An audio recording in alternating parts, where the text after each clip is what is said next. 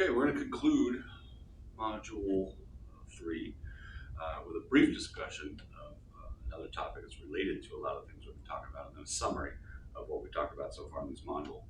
So let's talk a little bit about the topic of, as I say up here, immigration, right? Very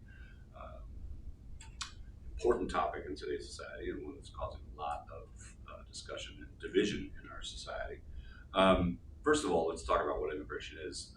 We know that people migrate around the world, move from place to place for many different reasons. And again, one of my shameless plugs, in Sociology 205, we talk quite a bit about the history of immigration, especially in the United States, but also some of these reasons that people move around the world.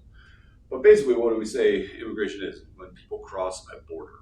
And as I mentioned in an earlier discussion, borders are social constructions. They exist only because human beings have decided they exist. Again, phenomena like weather and disease and animals don't recognize borders, so they don't exist in what we would call, quote unquote, the real world. They exist because we say they exist. So when people cross borders, they are migrating. So if you've ever been to Cancun for spring break, or taking a trip outside the country, you are crossing a border. You are, for all intents and purposes, immigrating.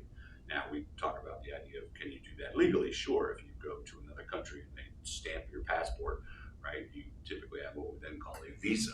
It's usually a temporary visa. It states on the stamp itself how long you're allowed to stay in that country. If you stay there longer, then you're now considered to be violating a visa, and you are now an illegal immigrant, right? So this concept of who and who is not legal or illegal when they cross a border is again determined by the nation, and because human beings determine it, again, it's that idea of a social construction. And when we talk about laws against illegal immigration, it's the purpose of it is for the nation in which people are crossing into to be able to limit the number of people coming in. And again, when we think about the United States and the current system we're in right now, have we always had these policies in place? Our history, a lot of people think, history in the United States has been kind of a slow and steady progress. Absolutely incorrect. We've definitely experienced what we call booms and busts in immigration. And it usually has to do with the needs of the society. So we're specifically talking about the United States. At times when we were going through periods of economic growth, we were very welcoming to immigrants. That idea of we need people here to build things work. We need people to, sustain this period of growth that we want.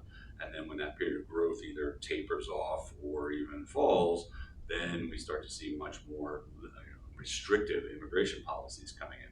Again, 205 talks about this in a lot of detail with a lot of historical examples.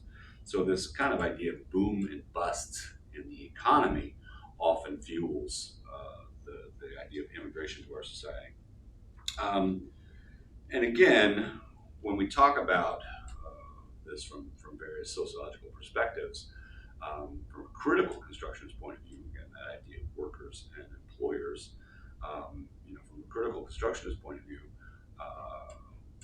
employers benefit quite a bit from immigrant labor, in the sense that, especially illegal immigrant labor, in the sense that they can hire people who, and then they are not subject to any of the laws regarding employment in our society, such as things like wages and healthcare and safety conditions. So if you're an employer and you have the ability to hire illegal immigrants, you're probably going to jump at the chance to do that, because then you can pay them whatever you want. You can make them work in whatever conditions you want, and you don't have to offer things like overtime or health benefits or childcare or any of these other kind of things. So again, from a critical constructionist point of view, it would be easy to see why many countries would have laws in place regarding illegal immigration, and why employers often ignore those. So one of the things that we sometimes see and hear about is, raids to sweatshops or illegal factories, and see dozens and dozens and dozens of illegal immigrants being hauled away. But rarely do we ever see what happens to the people who own those sweatshops. You never see, quote unquote, the white capitalist capitalist owner of a sweatshop being taken away in handcuffs. So we definitely, again, critical constructionist point of view, who benefits from these policies. Again, a 2011 study about immigration and its effect on employment in our country said basically concluded there's no evidence that any foreign-born workers taken in aggregate, meaning as a whole, hurt U.S. employees. As a matter of fact, we engage in very different immigration policies when it comes to people that we want to immigrate to the United States, and something called specialized visas, which we allow a very significant number of physicians in the United States are foreign-born. So we allow people in who we think are going to benefit our society while kind of keeping out the people that we don't want. An important thing to sometimes think about is, what would happen if we allowed more immigrants in the United States and subjected them to paying the same type of taxes that we do. One of the things that has often been pointed to is the crisis that Social Security is under right now. So Social Security, again, that program where you spend your entire life paying into the system with the idea that when you retire, you can then withdraw from that system. Another example of a socialist program in our society. Is in crisis. In 1935, there were approximately 16 workers paying into Social Security for every one person drawing out. By 2005, that was down to 3.3, so less than a quarter of the, about 3.3 people paying in for every person taking out. The projection is by 2040, we're going to be down to about 2 people paying in for every person paying out. If that trend continues, we can clearly see that Social Security is not going to be sustainable for a very long time. And people like you and me, who have been paying into it for our entire lives, our entire working lives, are going to probably be pretty upset when we realize that there is no Social Security for us to rely on when it comes time for us to retire. Again, one of the things that people looking for a solution to this is often proposed is, if we let more people into the country that we can tax, we can potentially save Social Security. So that's, again, another argument made in that direction.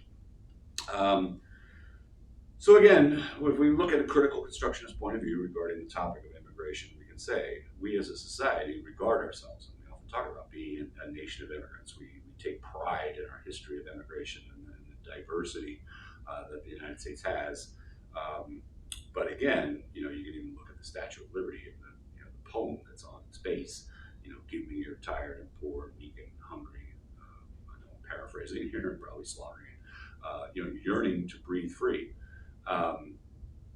But again, the flip side of that is when the elite in a society feel threatened by immigration, we're pretty quick to close it off. Okay? So that's the discussion I wanted to have just regarding that related topic. So let's talk about what we've talked about in this module. So we've talked about this idea of life chances, right? Life chances are our ability to not only survive, but also improve our lives, the quality of our lives in our society. The popular construction is, everybody in society has equal opportunity to, become the best person that they want to be and strive to be, as long as you work hard.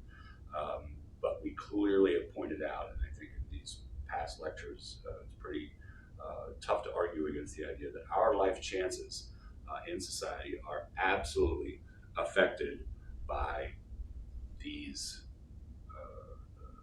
circumstances, right? 2 of them categories, race and gender. The other 2 are ability to use or access education and healthcare.